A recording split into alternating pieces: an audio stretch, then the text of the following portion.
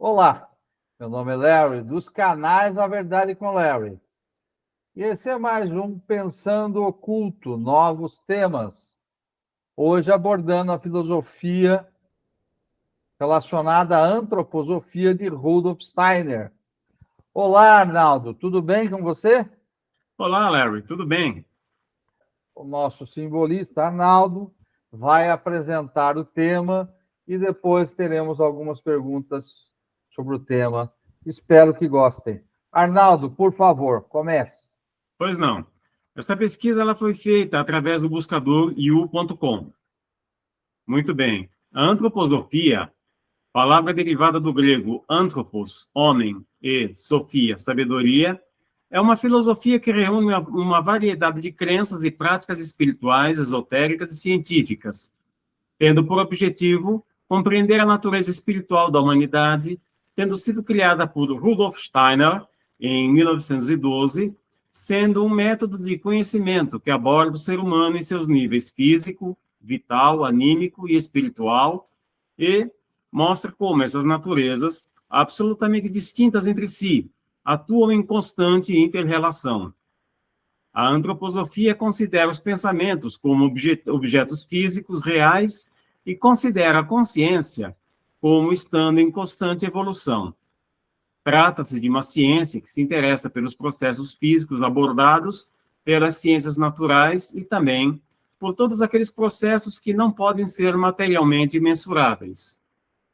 A fim de evitar uma confusão de termos, a antroposofia, fundada por Rudolf Steiner, 1861 a 1925, ano de seu falecimento, filósofo austríaco, pode ser definida como um método de pesquisa que influenciou outras disciplinas, incluindo a educação, a arquitetura, a arte e a medicina, além de explorar a espiritualidade com a ciência e a antropologia, por outro lado, é uma ciência que se dedica ao estudo aprofundado do ser humano. É um termo de origem grega, formado por anthropos, homem, ser humano, e logos, conhecimento. Agora, sobre a Sociedade Antroposófica. A Sociedade Antroposófica foi fundada em 1912 com a finalidade de apoiar e desenvolver a obra de Steiner, funcionando nos Estados Unidos como uma organização aberta para novos associados. É ensinado que a antroposofia foi utilizada em vários setores de atividade humana, incluindo educação, agricultura, medicina e artes. O sistema educacional e filosófico de Steiner é conhecido como Sistema Educacional Waldorf, sendo uma das aplicações mais conhecidas da antroposofia. Os centros educacionais Waldorf têm por objetivo a educação integral das crianças, tocando nas habilidades intelectuais, artísticas e práticas. Sobre a escola Waldorf. Os centros educacionais Waldorf estão presentes em muitos países ao redor do mundo e se baseiam nos princípios, enfatizando uma abordagem holística do aprendizado, nutrindo o desenvolvimento intelectual, emocional e físico dos alunos.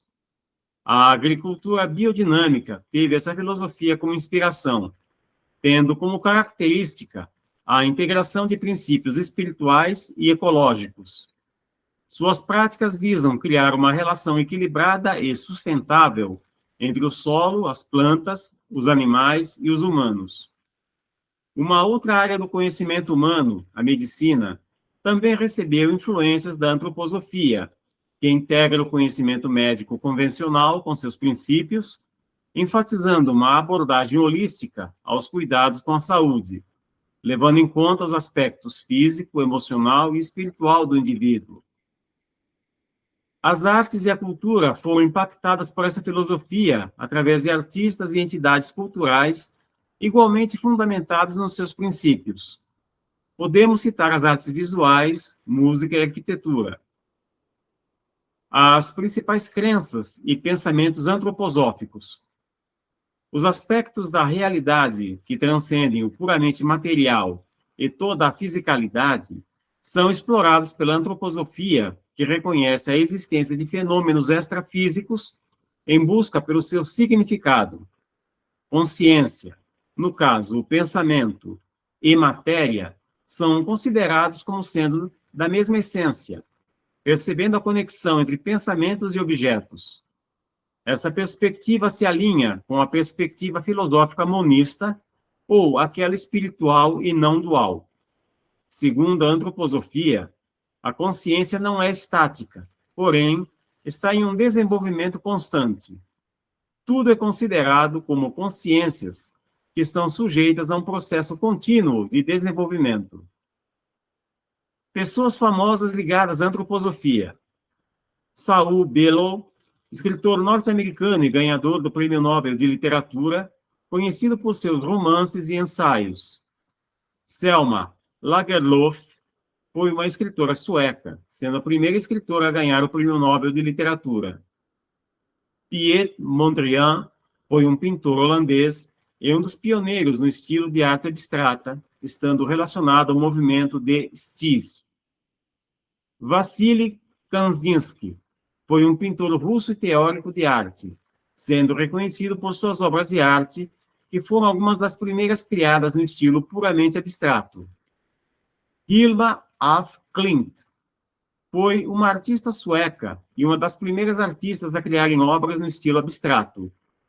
O seu trabalho reflete os temas espirituais e esotéricos.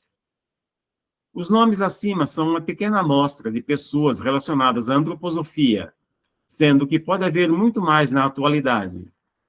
Também é importante observar que tais pessoas foram influenciadas pela antroposofia até certo ponto, e sua relação com esta filosofia não significa necessariamente que as mesmas aceitaram todos os seus aspectos. Existem influências da antroposofia que marcaram a transição para formas modernas de se lidar com a natureza, como é o caso do ativismo ambiental, que contribuiu para o desenvolvimento das práticas ecológicas modernas, tais como as fazendas orgânicas e a agricultura comunitária. Aspectos polêmicos. Obviamente, a antroposofia também enfrentou críticas e controvérsias. Alguns críticos afirmam que a mesma carece do rigor científico, dependendo em demasia dos insights espirituais. Além disso, essa filosofia esteve associada a crenças esotéricas e ao movimento da nova era, o que gerou críticas. Temos agora a antroposofia no Brasil. Temos como fonte o site rudolflantz.com.br, o que é antroposofia. Rudolf Lantz, da Escola Waldorf. Os estados brasileiros do Rio de Janeiro, São Paulo e Rio Grande do Sul, através dos imigrantes europeus no começo do século XX, foram os primeiros a receber a antroposofia. Em São Paulo, o movimento cresceu e consolidou-se, passando então a permear e a orientar diversas atividades profissionais. A colaboração de cientistas, artistas, médicos, educadores, agricultores, sociólogos e outros profissionais das mais diversas áreas que se orientam pelos princípios antroposóficos tem fortalecido e aumentado a abrangência do movimento que propõe recriar o conhecimento científico atual com uma visão artística, espiritual e mais humanizada. Nos anos 90, a ciência veio se aproximando do que Rudolf Steiner chamou de a compreensão mais elevada das coisas. As questões tratadas pela antroposofia foram oficialmente enunciadas no meio científico a partir de 1986 pela Unesco, pelo Congresso de Veneza, onde foi apontada a defasagem entre os avanços tecnológicos e a qualidade de vida das pessoas e da sociedade no planeta. Em 1994, houve o primeiro Congresso Mundial de Multidisciplinaridade, coordenada pelo sociólogo Edgar Morin, pelo artista Lima Freitas e pelo físico Nicoleso, onde se discutiu a necessidade de o homem contemporâneo encontrar novas bases espirituais para a vida. Podemos reconhecer, nesses novos fundamentos, os anseios essenciais da concepção antroposófica de ciência, cultura e do homem. Goetheanum é a sede mundial do movimento antroposófico, localizada em Dornach, Suíça. O centro inclui 2 teatros, espaços para exposições e palestras, biblioteca, livraria e os escritórios da Sociedade Antroposófica. Seu nome é uma homenagem a Johann Wolfgang von Goethe. O Goetheanum original foi projetado por Rudolf Steiner e destruído por um incêndio criminoso em 31 de dezembro de 1922. Reconstruído inteiramente em concreto, só foi reinaugurado em 1928. Agora eu vou falar um pouco sobre um vídeo cuja fonte é What is Luciferian Knowledge? Unraveling Steiner's Spiritual Science, do canal Agrippa's Diary, no site da www.youtube.com/watch Wuxban UCKY. Mesmo o cristianismo, mesmo o mistério de Gólgota, tal como promulgado entre os homens, foi inicialmente compreendido através do único meio então disponível, a saber, a antiga sabedoria luciferiana. A unilateralidade da gnose, apesar de toda a sua incrível profundidade, decorre da influência que se espalhou a partir desta encarnação luciferiana por todo o mundo antigo, segundo as palavras de Rudolf Steiner. Sua obra tinha como objetivo erguer o véu que separa o humano do divino. Ele concebeu um universo contendo uma multidão de seres que ocupavam seus assentos em uma grande ordem hierárquica. E o homem começa a sua jornada evolutiva nessa multidão, passando a uma ascensão para o alto que o levará à realização de sua autoconsciência. Nessa jornada, o homem se confrontará com duas forças principais: Lúcifer, do latim lux ferri, portador da luz, que ergue os véus do espírito para sua evolução, e Ahriman, que fará tudo para mantê-lo prisioneiro nas amarras da matéria. Lúcifer concede à humanidade o dom da liberdade e a chama da autoconsciência, enquanto Ahriman a mantém acorrentada à rocha da existência material, exortando ao esquecimento de sua origem divina. Steiner ensina que, da mesma forma que as plantas buscam a luz do sol para crescer e produzir suas flores e frutos, o ser humano deve buscar a luz espiritual para manifestar a sua consciência e os frutos da liberdade. Na filosofia de Steiner, Lúcifer é a força necessária para contrabalançar as trevas e o materialismo. Sem a sua influência, a consciência humana permaneceria enredada nos sentidos físicos e na materialidade. É ele quem dá o impulso da liberdade, o desejo de ascender para além da ordem meramente natural e aspirar às alturas do espírito. Ainda assim, ele traz a sombra do orgulho e da separação da divina harmonia. Existe o perigo da pessoa se separar da ordem que reina no universo, de confundir a parte com o todo, errando por caminhos que levam à ilusão e ao autoengrandecimento. O caminho luciferiano é muito importante no processo de libertação. Porém, é preciso estar vigilante para não cair nas armadilhas do ego isolado.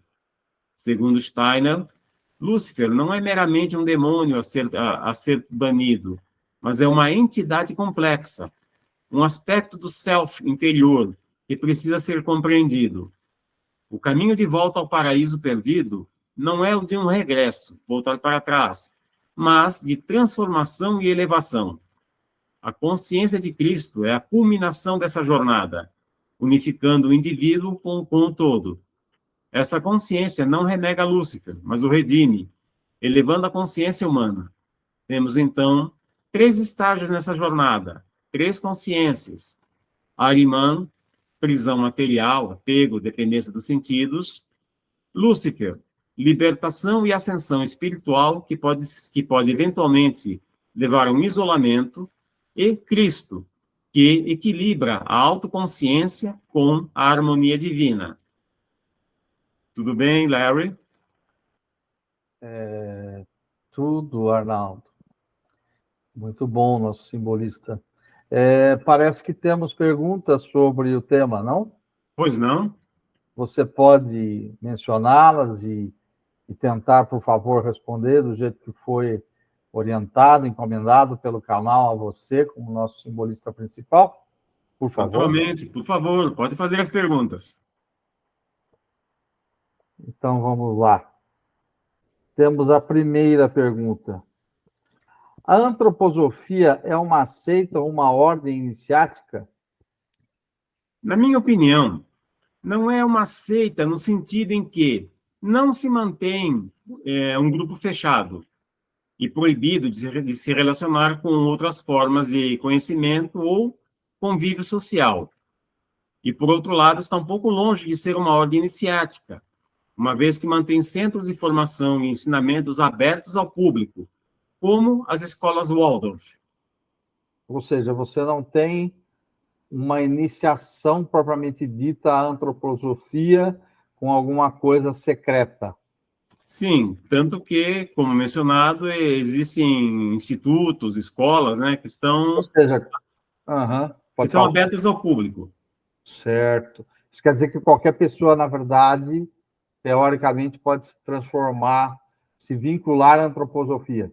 Sim, sim. Tá. Vamos lá. Segunda pergunta. A antroposofia é ocultista ou esoterista, em sua opinião?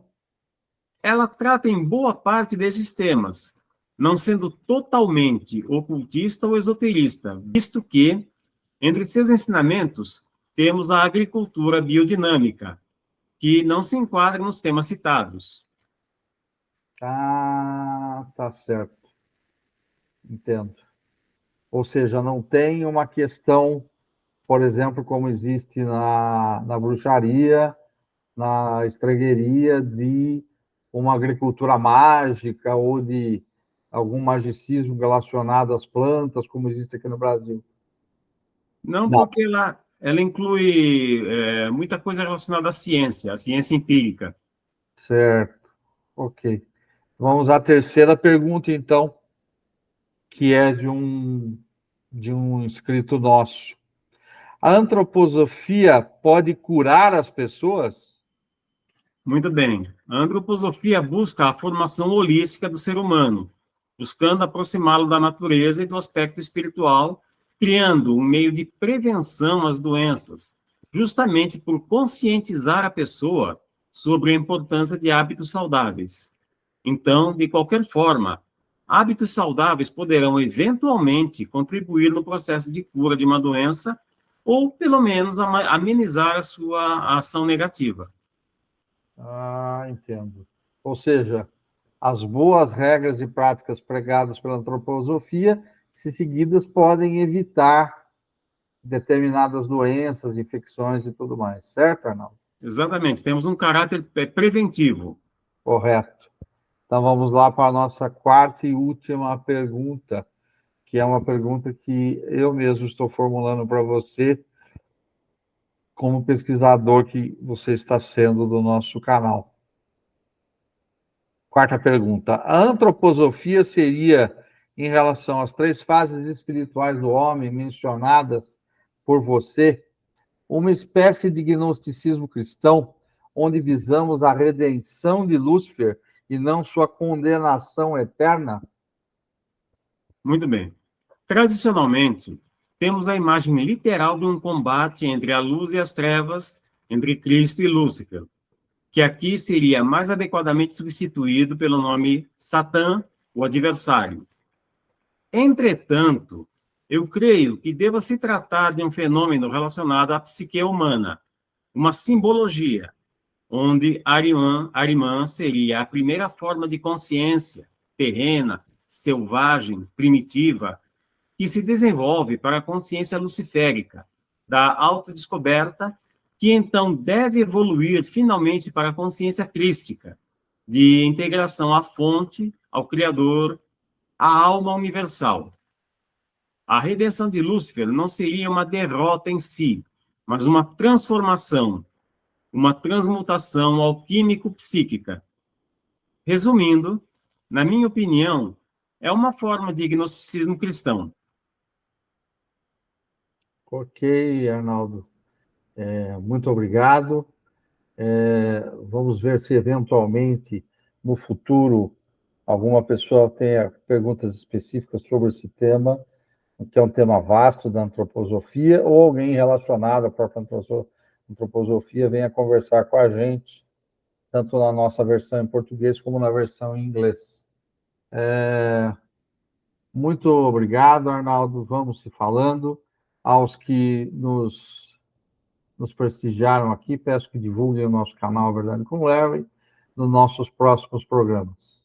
Até logo, Arnaldo. Pois não, Larry, tudo de bom, e desde já fico à disposição. Muito obrigado.